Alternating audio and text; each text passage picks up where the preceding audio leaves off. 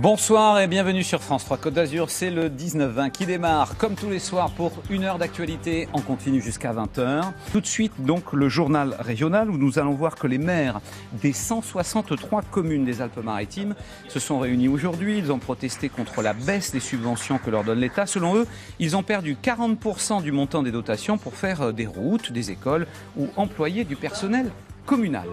Les maires des 163 communes des Alpes-Maritimes se sont réunis aujourd'hui pour l'Assemblée générale de leur association.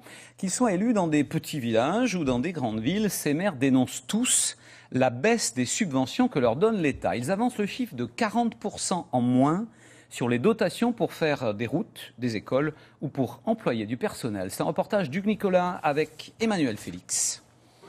Ils sont les premiers maillons de la chaîne républicaine. Les maires, des élus qui ont le blues, touchés par des dotations qui fondent comme neige au soleil. En un an, la commune de Saint-André-de-la-Roche a perdu plus de 100 000 euros de crédit provenant de l'État. Les communes acceptent de faire une part du travail de l'État en ayant une rémunération.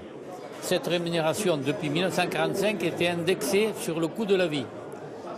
Depuis l'année dernière, on nous a baissé de près de la moitié cette dotation.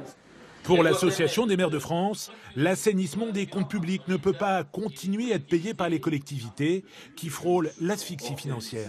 Nous voulons tous maîtriser la dépense publique, il n'y a pas de secret, chacun doit faire un effort, ce qui nous impose des efforts de gestion, les dépenses de fonctionnement, les dépenses de personnel aussi.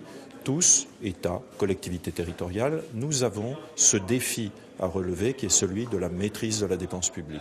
Pour faire face à l'endettement, certaines communes sont obligées d'augmenter les taxes locales. Les maires ont ainsi l'impression de collecter l'impôt à la place de l'État. Des mesures impopulaires que ce maire élu il y a 6 mois seulement dans l'arrière-pays se refuse à appliquer, pour l'instant en tout cas. Nous avons fait le choix depuis 2 ans de ne pas augmenter les impôts locaux. Donc du coup, on surfe un peu sur la vague, peut-être un jour à venir du manque.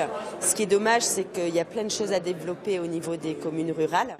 La baisse des dotations gèle les investissements, une menace directe sur l'emploi. Selon l'Association des maires de France, entre 2014 et 2017, les communes enregistreront un manque à gagner de 28 milliards d'euros. C'est la fin de cette édition. Comme d'habitude, excellente soirée. Merci de nous avoir suivis. Rendez-vous pour les infos régionales dès demain à midi.